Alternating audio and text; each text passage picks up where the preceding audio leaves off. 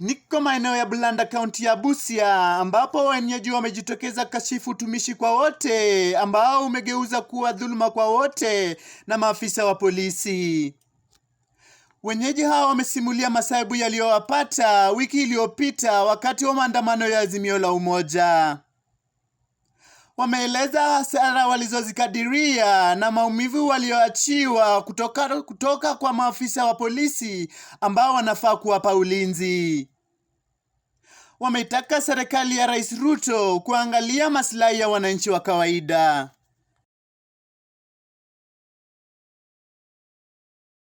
Katika biashara zetu sisi tukaona ya kwamba kabla hawajatufikia tu, wakiwa bado karibu 200 meter away kutufikia, tukaona hiyo fujo ni kama inakuja upande wa kwetu huko, tukafunga biashara, tukajifungia ndani, ikawa kwamba sisi hatutaki fujo. Kwa hiyo hali askari walikuja wakawa wametoanisha, kila mtu hayuko hapo karibu, maskari wakawa wanaona kila kitu imetulia. Baada hapo maskari wakaanza kupiga milango, wakivunja milango, wakipata mlango uko teketeke wanaingia ndani wanabeba vitu. Haswa mimi katika biashara yangu nilikuwa nimejifungia ndani na watu kama wawili ambao walikuwa ni wafanyikazi wangu wa kazi. Wakati wa askari walipiga mlango ikafunguka wakanipata ndani, maskari walivamia vyakula ambazo nilikuwa nimepika, ilikuwa ugali nyama, wakaanza kukula, wakavunja fridge, wakanywa soda ambazo zilikuwa nimeweka stock, soda zilikuwa karibu wakakunywa soda za plastiki na hizo zingine za chupa wakawa nakunywa, wanapasua chupa wanatupa hapo zenye zinawashinda. Za plastiki wakabeba zote wakaenda nazo. Baada hapo hivyo wakaingia kwa counter, ninakuanga hapo na M-Pesa hapo ndani ya hoteli, wakabeba, nilikuwa na cash ya 10,000 wakabeba, na sofa nilikuwa nimeuza tangu asubuhi, nilikuwa na shilingi 4,500 nilikuwa nimeuza, wakazibeba zote. Pesa za soda nilikuwa nimeuza soda zote wakabeba, ambapo pesa ambazo walinibebea kwa counter cash wakabeba karibu shilingi 18,000 wakazibeba wakaenda nazo. Kwa kwenda nazo nikawa nimebaki sina mahali pa kuanzia kibiashara, wamenirudisha nyuma. Mayai ambazo nilikuwa zika hapo pia za kusavu kihoteli wamepasua mayai wakabeba kila kitu wakaenda nayo. Wametuacha vibaya, mimi mwenyewe walinipiga nikijaribu kuelezea kwamba mimi ni mfanyabiashara na hii ni biashara yangu na singetoroka hapa, nimejifungia ndani kwa sababu nimetaka amani. Askari hawakusikiza, walinipiga hata kichwa wakapasua, ukiangalia nikaenda hospitali wamenipiga wakanipasua, nivunja wamenipiga mgongo, nasikia maumivu hadi saa hizi sina hata amani. Naomba serikali kuu iangalie ukweli, hata kama maandamano mengine inakuja. Hii utakazi wa serikali sijakubaliana nayo. Wanatuumiza, wanatunyanyaza na wanatumaliza. Sijui walikuwa ni maaskari wa ukweli ama hao ni wezi walipata uniform za serikali wakavaa na mabunduki wakawa wamekuja kutuvamia. Sijaelewa. Mimi waliingia kwangu mida ya mchana hiyo masaa ambayo mwenzangu ameeleza, wakabomoa friji yangu, waliniacha vibaya, sina stock. Nilikuwa nimepika chapati zilikuwa hapo, wakakula chakula chote, kingine wakamwaga, wakaharibu vitu zangu. So swali ninauliza serikali, hii ni serikali ya kutuchunga ama ni serikali ya kulinda mama mboga? Sisi kama mama mboga tunanyanyaswa. Hii ni serikali inafaa ituangalie, iangalie maslahi ya mwananchi wa chini. So mimi kama mama mboga nimejitoa, at least ni provide mkate kwa meza watoto wangu wasilale njaa. Lakini sasa demon najaribu, serikali inakuja kumwaga vitu zangu. Tunatarajia kwamba wale rioters ndio wanafaa kufanya vitu kama hizi. Huyu ni mtu mwenye amekaa na amani, ako na amani, amekaa chini na amani yake. Lakini serikali imechukua sheria mkononi. Mwananchi wa kawaida atafanya kitu gani na serikali itafanya kitu gani? Ninaomba kwamba serikali iangalie mwananchi wa kawaida, imlinde. Serikali inafaa kutoa ulinzi kwa mwananchi wa kawaida, sio kumnyanyasa na kuharibu mali yake. Ninaomba serikali iangalie kwa hilo. Sisi kama mwananchi wa kawaida itutetee. Wananchi wa Bulanda wamekaa kwa amani, lakini sasa serikali inakuja kuvuruga amani ya watu wa Bulanda. Tutasaidika aje? Hakika tuna uhakika na ulinzi wetu. Mimi kama mwananchi wa kawaida mpaka chakula serikali inamuaga. Kama tunalima kwamba tufukuze kilimo ifukuze njaa. Lakini sasa mimi nimeanika pale mahindi, serikali imemwaga mahindi chini. Hii inasaidia mwananchi wa kawaida ama inanyanyasa mwananchi wa kawaida? Naomba kwamba serikali iangalie kwa hilo na itusaidie kwa hilo. Kama wananchi wa Bulanda tunalia, na kilio cha mtu mwenye haki tunaamini kwamba hakiendi bure. Nikaona watu wanakimbia mbio na nilikuwa nimeenda kwa bafu kuoga. Nilikuwa nimefunga hizo grills ya nje na ya ndani. Na mimi pia nikakimbia nikaenda kwa nyumba nikajifungia huko ndani.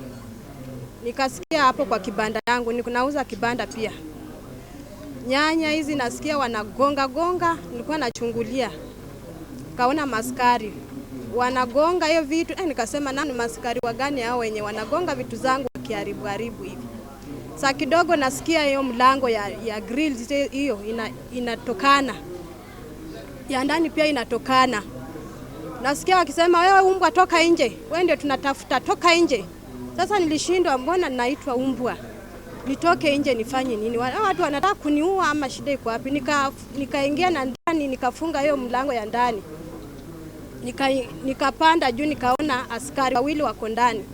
Wamechukua pesa zangu, nilikuwa na shilingi 2500 yenye nilikuwa nimeuza. Wakachukua wakaenda nayo. Sasa mimi naomba serikali itusaidie. Mimi sijui nitafanya aje na nitaanzia aje. Juu vitu zangu za kibanda zote ziliharibiwa. Mimi saa hii ni mwananchi raia mwema mpiga kura ambaye nilifanya kazi yangu ya kupiga kura nikaweza kuidhinisha wanaotuwakilisha. Kwa hivyo ombi langu kwa serikali hii yetu tukufu ya Kenya, waweze kutupa usalama. Sio kwamba kutuletea maskari na kuweza kutunyanyasa kuharibu kazi zetu. Kweli gharama ya maisha iko juu. Lakini sasa hata kidogo ambacho tuko nacho sasa tukija kunyang'anywa, tunaishi nchi gani? Hii ni nchi ya Kenya ama ni nchi gani? Sisi ni wananchi tu kama nyinyi viongozi. Na kama kweli kabisa mnaweza mkakuja kutufanyia sisi wananchi wa chini jinsi vile mlifanya siku ya Alhamisi, naona mwelekeo katika nchi yetu hii inakuwa ni mbaya. Niliudhishwa sana na jambo ambalo maafisa wetu wa usalama walifanya. Wanasema kwamba waandamanaji ndio wanaharibu mali ya wananchi. Lakini sio hivyo, ni maskari ndio wanaoharibu mali ya wananchi. Kama wanaweza wakavunja vitu, nyama wanatupa barabarani. Nyama sasa walikuwa wanarusha barabarani, ilikuwa imekosa nini? Na ukipata mtu amefunga ndani mlango wake amejifungia ndani, wewe kama askari ni kufatana na yule ambaye anakimbia na kurusha mawe ama yule ambaye amefunga mlango ako ndani ya nyumba yake. Kwa hivyo tunataka waimarishe usalama, lakini sio kwamba kutuletea majambazi kukuja kwa jina la maafisa wa polisi. Hii walipiga na nyuma ya bunduki. Mimi nilikuwa nimejifungia ndani, lakini walipiga ikabidi nitokee nyuma nitoroke. Niwawache. Tena wakavunja. Nilikuwa nimefunga hadi nimeweka kifuli kwa lock ya pesa. Lakini walipiga na kifuli. Nauzanga miraa hapo town, nauzanga vitu tofauti. Sikai walikuwa wanakuja wanaambia watu wenye wako kazi wakae, wenye wako kazi waende. Sasa kuna hii GSU ilikuja. Wakanitokea na nyuma. Mimi kujaribu ile kutoroka, ndio hiyo wakati nilipigwa na hizi marungu. Nilipigwa miguu pale kwingi hata huku. Lakini sana nisitokee shavunjika, nikashindwa kutembea.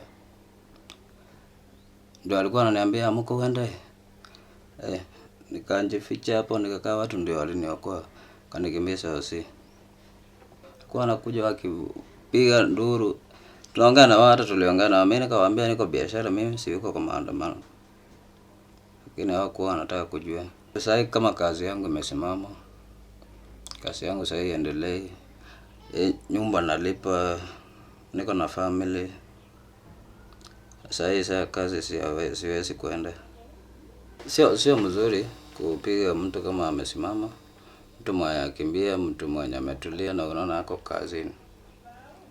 Sio mzuri.